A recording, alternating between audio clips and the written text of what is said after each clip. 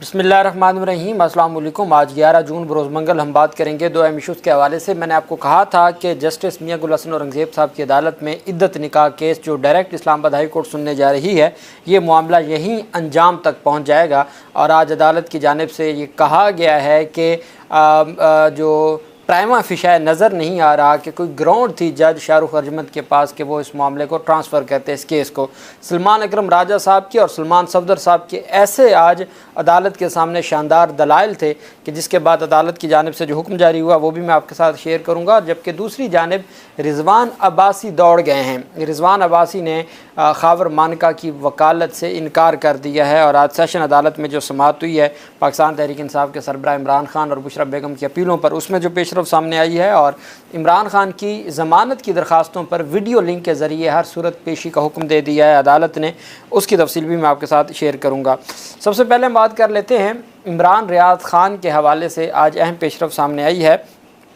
पाकिस्तान के वो सीनियर सहाफ़ी हैं और उन्होंने हज पर जाना है और आज आखिरी फ़्लाइट है लाहौर से। 5 दफ़ा वो तकरीबन 2 मिलियन वो फ़्लाइट बुक करवाने पर लगा चुके हैं, लेकिन चूँकि वो रिस्क नहीं लेना चाहते और वो समझते हैं कि हर सूरत वो हज के लिए जाएं। आज division bench Islamabad high court ने जस्टिस मियां गुल हसन औरंगज़ेब साहब और जस्टिस अरबाब मोहम्मद ताहिर साहब ने अहम समाअत की है और इमरान रियाज ख़ान को हज पर जाने की इजाज़त दी है। उन्होंने कहा है कि आप जाके जो वज़ारत दाखिला है आप उनको अंडरटेकिंग दे दें और बाकी आपकी दरख्वास्त हमारे पास पेंडिंग रहेगी, आप आके 8 जुलाई को हमारे सामने पेश हो जाइएगा। तो अब देखना ये है और अदालत ने कहा कि अगर वज़ारत दाखिला नहीं मानता हम आज इधर ही बैठे हैं, आप जब आएँगे इस्लामाबाद हाई कोर्ट आ जाएँ, हम आपको भेजेंगे। ये कैसे हो सकता है कि किसी को हज से रोका जाए? तो वो देखते हैं कि वो मामला किस तरफ जाता है। दूसरी तरफ इमरान खान के करीबी जो मियाँ वाली से MNA भी हैं बैरिस्टर उमैर नियाज़ी, उनका नाम ECL से निकलवाने के लिए दायर दरख्वास्त पर वज़ारत दाखिला, FIA डायरेक्टर जनरल और DG इमिग्रेशन पासपोर्ट को नोटिस जारी कर दी हैं। जस्टिस मोहसिन अख्तर कियानी साहब ने समाअत की। अली बुखारी वकील पेश हुए, उन्होंने अदालत में मौक़िफ़ अपनाया कि उमैर नियाज़ी बाहर जाना चाहते थे लेकिन उनका नाम ECL में डाला गया है। बैरून मुल्क सफ़र करने के लिए नाम ECL से निकाला जाए। दलाल सुनने के बाद अदालत आलिया ने कहा कि हम फ्रीकैन को नोटिस कह रहे हैं। अदालत ने वज़ारत दाखिला, FIA, DG और DG इमिग्रेशन व पासपोर्ट को नोटिस जारी करते हुए 26 जून तक जवाब तलब कर लिया और अदालत ने कहा कि नेक्स्ट डेट पर जब इनकी जानिब से जवाब आ जाता है तो हम इसको डिसाइड कर देंगे। दूसरी जानिब जज अफजल मजोका साहब ने समाअत की है पाकिस्तान तहरीक इंसाफ के सरबराह इमरान खान की मुख्तलिफ मुकदमात में जो ज़मानत, एक बुशरा बेगम की अबूरी ज़मानत है और 6 अबूरी ज़मानतें हैं इमरान खान की। अदालत में समाअत हुई और इमरान खान के ख़िलाफ़ तोड़ फोड़ एहतजाज पर दर्ज 6 मुकदमात में दरख्वास्त ज़मानत कबल अज़ गिरफ़्तारी अबूरी ज़मानत पर समाअत हुई। इमरान खान के वकील पेश हुए और उन्होंने अदालत से इस्तदा की कि अदालत सलमान सफदर के आने तक, सलमान सफदर इस्लामाबाद हाई कोर्ट में मसरूफ़ हैं, उनके आने तक केस को जो है वो मुलतवी किया जाए। उन्होंने अदालत से इस्तदा की कि अदालत सलमान सफदर के आने तक समाअत में वक्फ़ा करे। वकील उस्मान रियाज गिल ने बताया कि शाहजेब केस के मुताबिक इस्लामाबाद हाई कोर्ट ने फ़ैसला दिया था कि हाज़िरी के बाद बग़ैर ज़मानत का कबल अज़ गिरफ़्तारी कन्फर्म नहीं हो सकती। उस पर जज अफजल मजोका ने रिमार्क दिया कि मैंने जो फ़ैसला पढ़ा है उसके मुताबिक हाज़िरी मुआफ़ करके ज़मानत सुन सकती है और मैंने ऐसा किया भी है। ताहम वकील ने बताया कि सुप्रीम कोर्ट अपनी जजमेंट में ये वाज़ेह कर चुकी है कि हर पेशी पर मुलज़िम की हाज़िरी लाजमी है। अदालत ने यह भी देखना है कि 17 ग्रेड का अफसर 6 माह से अदालत के ऑर्डर को रूंद रहा है। वकला ने कहा कि अदालत इमरान खान की वीडियो लिंक के ज़रिए हाज़िरी के अहकामात जारी करे। अदालत ने समाअत में वक्फ़ा कर दिया। वक्फ़े के बाद जो वकला पेश हुए और इमरान खान की 6 और बुशरा बीबी की 1 मुकदमे में ज़मानत कबल अज़ गिरफ़्तारी की समाअत मुलतवी करने की इस्तदा की। वकला ने कहा कि सलमान सफदर साहब इस्लामाबाद हाई कोर्ट से नहीं आ सके, इस वजह से वो वहाँ से 190 मिलियन पाउंड रेफरेंस पर समाअत है उधर चले गए हैं। जज अफजल मजोका ने बताया कि इस केस में इमरान खान की हाज़िरी का ऑर्डर करूँगा। ऑर्डर में लिखूँगा कि हर सूरत इमरान खान की वीडियो लिंक के ज़रिए हाज़िरी यकीनी बनाई जाए और समाअत 26 जून तक के लिए मुलतवी कर दी। अब देखना यह है कि सिवाय सुप्रीम कोर्ट के कहीं भी इमरान खान को वीडियो लिंक पे पेश नहीं किया गया। तो अब अफजल मजोका साहब ये समझते हैं कि वह हर सूरत अमल दरामद करवाएंगे। तो अब देखना यह है कि अफजल मजोका साहब क्या इमरान खान को अदालत पेश करवाने का हुक्म का जो कार्रवाई है या जो फ़ैसला है उस पर अमल दरामद कैसे होता है। वहीं पे इसी अदालत में डिस्ट्रिक्ट एंड सेशन अदालत में अफजल मजोका साहब की अदालत में इद्दत निकाह केस की समाअत हुई और ख़ावर मानिका अदालत में पेश हुए और वकला इमरान खान के भी पेश हुए। दौरान समाअत ख़ावर मानिका ने अपनी कानूनी टीम को तब्दील करने के हवाले से अदालत को आगाह कर दिया। इससे कबल राजा रिजवान अब्बासी शिकायत कुनिंदा ख़ावर मानिका के वकील थे। अब उन्होंने कहा जी कि ख़ावर मानिका ने कहा कि रिजवान अब्बासी मेरी वकालत नहीं करना चाहता। जज अफजल मजोका ने रिमार्क दिया कि अभी तक जल्द समाअत की दरख्वास्त आई है, अपीलों पर समाअत शुरू नहीं हुई।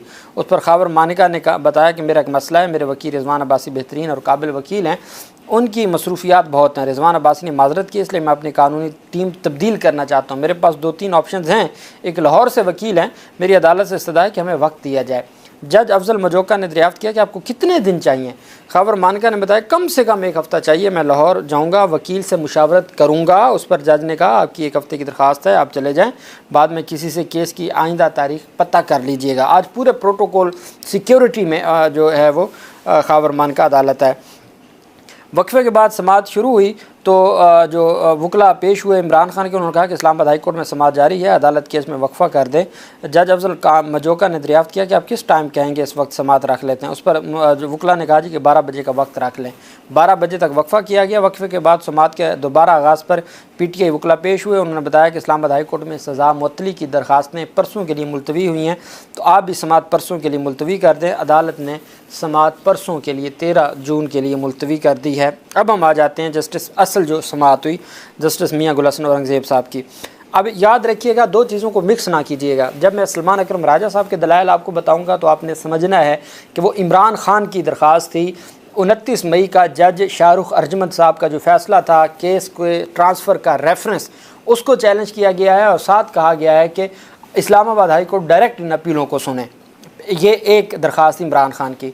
जबकि जो बुशरा बेगम की दरख्वास्त थी वो है सज़ा मुअत्तली की, जो उन्होंने डायरेक्ट एक तरह से ज़मानत की दरख्वास्त है, जो डायरेक्ट उन्होंने इद्दत निकाह केस में इस्लामाबाद हाई कोर्ट में दायर की। सलमान अकरम राजा साहब वकील थे इमरान खान के और सलमान सफदर साहब वकील थे बुशरा बेगम के। इस्लामाबाद हाई कोर्ट ने इद्दत निकाह केस का फ़ैसला सेशन जज शाहरुख अर्जमंद को वापस भेजने की। अब दिलचस्प बात यह है, सेशन जज माजरत कर रहा है, शाहरुख अर्जमंद साहब डिस्ट्रिक्ट एंड सेशन जज हैं।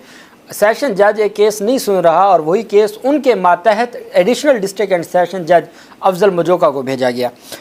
इस्लामाबाद हाई कोर्ट ने इद्दत निकाह केस का फैसला सेशन जज शाहरुख अर्जमंद को वापस भेजने की इमरान खान की दरख्वास्त पर समाअत की। समाअत के दौरान जस्टिस मियां गुल हसन औरंगज़ेब ने दरियाफ्त किया कि जब जज ने खुद केस सुनने से माजरत कर ली है तो कैसे केस वापस भेजा जा सकता है।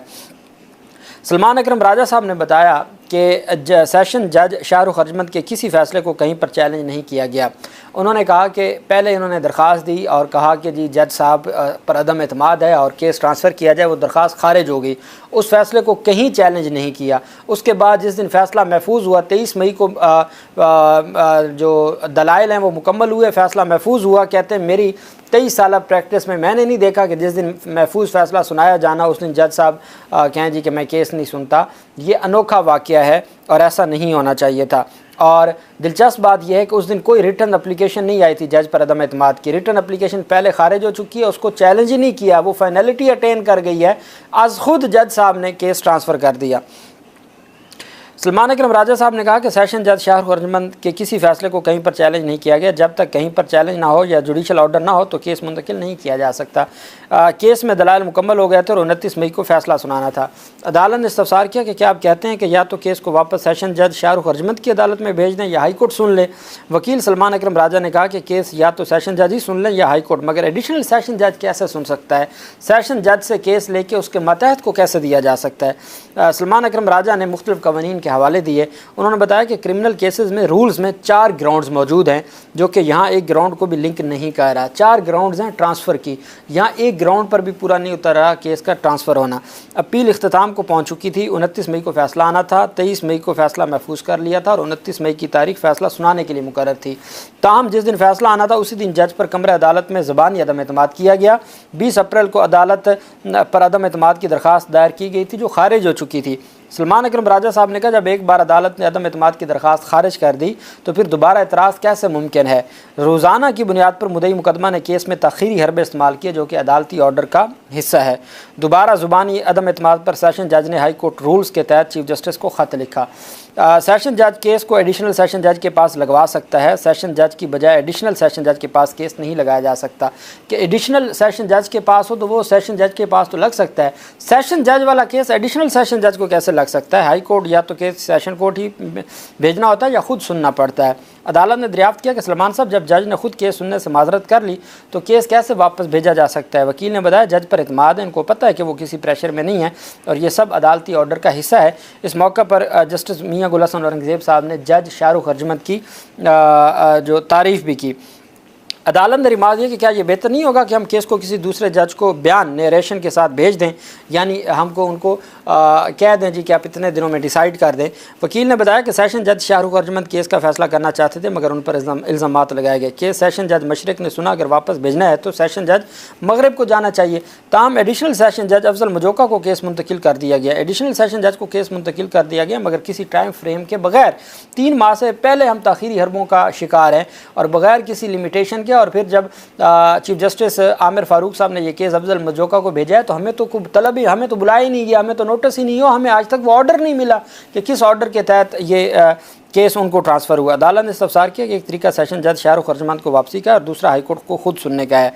गैर शरई निकाह केस का ट्रायल कितने अरसे में मुकम्मल हुआ था?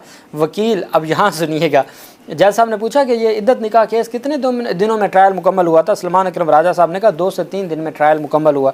अदालत ने कहा मैं ये बात कह रहा हूँ कि ट्रायल कितने दिनों में मुकम्मल हुआ? उन्होंने कहा हुजूर ट्रायल ही 3 दिनों में मुकम्मल हुआ, जिस पर जज साहब भी हंस पड़े। उनका 3 दिन में। अदालत ने दरियाफ्त किया गैर शरई निकाह केस में चार्ज फ्रेम कब हुआ था? सलमान अकरम राजा ने फरमाया कि ट्रायल कोर्ट ने 16 जनवरी 2024 को चार्ज फ्रेम किया। इस केस में भी हमें हक़ दिफा नहीं दिया गया और ना ही गवाहान को पेश करने दिया। 2 फरवरी को रात 11 बजे फैसला महफूज कर लिया गया और अगले दिन फैसला सुनाया गया। जस्टिस मियां गुल हसन औरंगज़ेब ने रिमार्क दिया चले मैं इस केस पर कल के लिए नोटिस जारी कर देता हूँ। बाद अदालत ने इद्दत निकाह केस की मुंतकिली के खिलाफ दरख्वास्त पर फ्रीकैन को नोटिस जारी करते हुए समाअत मुलतवी कर दी और साथ ही बुशरा बेगम की दरख्वास्त पर भी जो समाअत है उसको मुलतवी कर दिया है। मैं ये समझता हूँ कि अगर जस्टिस मियां गुल हसन औरंगज़ेब साहब ख़ुद, चूँकि उनका माइंड जो मुझे आज नज़र आया है कि जज साहब ये समझते हैं कि अब ये मामला शाहरुख हरजमत साहब को नहीं भेजना चाहिए और इस्लामाबाद हाई कोर्ट खुद सुन ले और यही सबसे बेहतर हल है। भले ईद के बाद की कोई डेट हो जाए लेकिन जो अफजल मजोका साहब के पास केस है वो कभी नहीं डिसाइड होना, जिस तरीके से वहाँ खाबर मानिका ने एक तमाशा शुरू किया हुआ है। और हर सूरत हाई कोर्ट इस मामले को देख सकती है बेहतर अंदाज में। अल्लाह पाक पाकिस्तान का हामी नासिर हो। बहुत शुक्रिया। अल्लाह हाफिज़। पाकिस्तान जिंदाबाद।